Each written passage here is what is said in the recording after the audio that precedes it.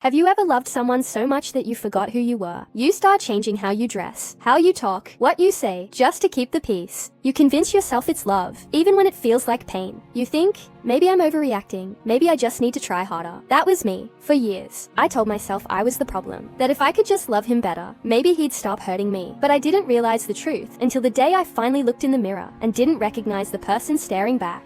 When we first met, he felt like the answer to every prayer I'd ever whispered. He was charming, funny, and so attentive it was almost overwhelming. He texted good morning, good night, and everything in between. He wanted to know what I was doing, what I was thinking, how I felt about every little thing. It didn't feel like control back then. It felt like love. I remember thinking, finally, someone who actually cares. He made me feel seen in ways I never had before. He'd say things like, "You're not like other girls. You're special." And when someone makes you feel special, you want to hold on. I started depending on that feeling, the validation, the attention, the high of being wanted. Looking back, I realize now that was the hook. He studied me, mirrored me, became everything I needed him to be. It wasn't love. It was strategy. But in those early days, it was intoxicating. The first cracks were so small, I almost didn't notice them. A joke about my friends being a bad influence. A comment about how I talk too much when I'm excited. He'd roll his eyes when I disagreed with him, sigh when I brought up my feelings. And when I reacted, he'd say, "Relax, you're too sensitive." So I did. I relaxed. I stopped expressing myself so much. One night, I wore a dress I loved, a red one that made me feel confident. He looked at me and said, "You're really going out like that?" I laughed, pretending not to care, but I changed anyway. I told myself he was just being protective, that he loved me too much to see me hurt. But the truth was, little by little, I started disappearing. He didn't have to tell me what not to wear anymore. I'd already stopped choosing what he wouldn't like. He didn't need to tell me who not to see. I'd already started canceling plans. It was subtle at first, and that's how it works. The control creeps in slowly, disguised as care. I remember one night we argued about something small, something so trivial. I don't even remember what it was. He went completely silent. No calls, no texts, nothing. For 3 days. I thought I was losing my mind. When he finally messaged, it was short. "You overreacted." I needed space. I apologized immediately, just to make it stop. And that's when the silence became a weapon.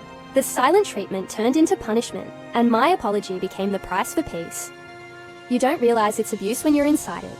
You just think you're trying to make the relationship work. I kept telling myself that every couple fights, that this was normal, but love shouldn't feel like walking on eggshells. Every day I'd wake up and measure my words. I'd replay conversations in my head before I said them out loud. I learned how to read his moods, the way he closed doors, the tone of his sighs, the pauses before he spoke. I could sense his anger before he said a word. That's not intuition. That's survival. I remember once, I laughed at a friend's joke over text. He saw it and said, "Wow, you never laugh like that with me anymore." I froze. I started explaining myself like I'd committed a crime. And at the end of it, I was the one crying and apologizing again. It's crazy how quickly you start blaming yourself for someone else's behavior. He'd hurt me, and I'd think I must have done something wrong to deserve it. And when he'd finally say sorry, I'd feel relief instead of anger. Because the apology meant the pain was over. For now, that's how they keep you. Through cycles of punishment and reward. You start craving the calm between storms, and that calm feels like love. It wasn't love though. It was manipulation dressed up as affection. By the time I realized how bad it was, I was already trapped. He'd made sure of that. My friends had stopped reaching out. I'd pushed them away to keep him calm. My confidence was gone. My world had shrunk down to one person. Him. He didn't even have to isolate me anymore. I'd done it myself. He made me believe no one else would ever want me. That I was lucky he loved me, despite all my flaws. He'd say things like, "You're not easy to deal with," but I put up with it because I care. I started to believe that love meant endurance, that if it hurt, it must be real. There were nights I'd cry quietly beside him, hoping he wouldn't notice. If he did, he'd sigh and say, "There you go again, playing the victim." And I'd swallow it every single time, because fighting meant silence, and silence felt worse than pain. I remember thinking, if I can just keep him happy, everything will be okay. So I became smaller, quieter, a version of myself designed to please him. That's the thing about emotional abuse. It doesn't break you in one blow. It erodes you piece by piece, until you forget what it felt like to be whole. The night everything changed wasn't loud. It was quiet. He accused me of flirting with someone at work. I hadn't, but explaining didn't matter. He screamed until I cried, and then he told me I was too emotional. He stormed out, slamming the door, leaving me shaking in the dark. I walked into the bathroom and looked at myself in the mirror. My eyes were swollen, my face pale, my shoulders hunched, and I whispered, What happened to you? I didn't recognize the woman staring back. I used to be confident, funny, full of life. Now, I looked like someone who'd been drained of color. That was the first time I truly saw what I'd become. It hit me that love shouldn't make you hate yourself. I realized I wasn't in love with him anymore. I was addicted to the hope that he'd change. And that addiction was killing me. That night I didn't leave. But something inside me shifted. It was like a tiny spark reigniting in the darkness. I didn't know it yet, but that spark was the beginning of my freedom. Leaving him wasn't a dramatic movie scene. There was no big confrontation, no screaming at the door. It was quiet, careful, terrifying. I planned it in secret for weeks, saved small amounts of money, reconnected with a friend I hadn't spoken to in years. When I finally left, I told him I needed a few days to clear my head. I packed a small bag, my hands trembling the whole time. I remember the way the door clicked shut behind me.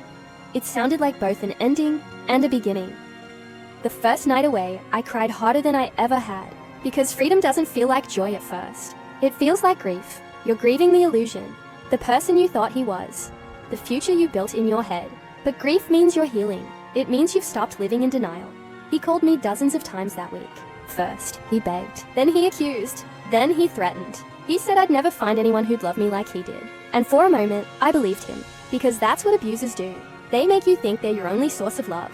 But they never tell you it's not love they're giving you. It's control.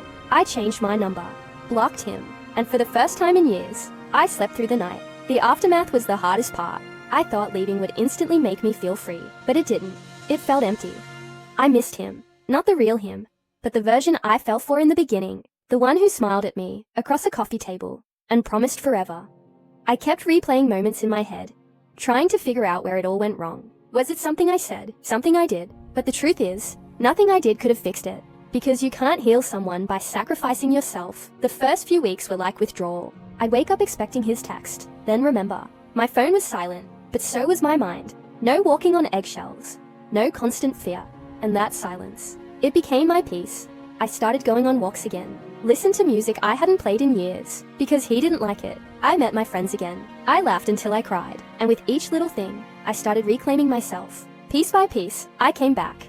Healing wasn't a straight line. Some days, I felt strong and proud. Other days, I'd cry out of nowhere. But I stopped hating myself for staying, because I finally understood why I did. I didn't stay because I was weak. I stayed because I wanted to believe in love, because I thought love could fix pain. But love isn't supposed to hurt. I learned that healing doesn't mean forgetting what happened.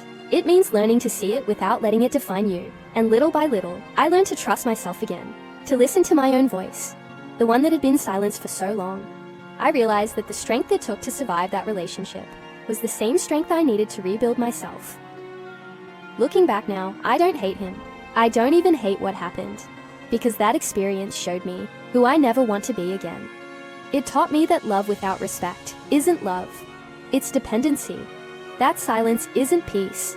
It's control. And that forgiveness doesn't mean going back. It means letting go. If you're listening to this right now and something in you feels familiar, please hear me. You're not crazy.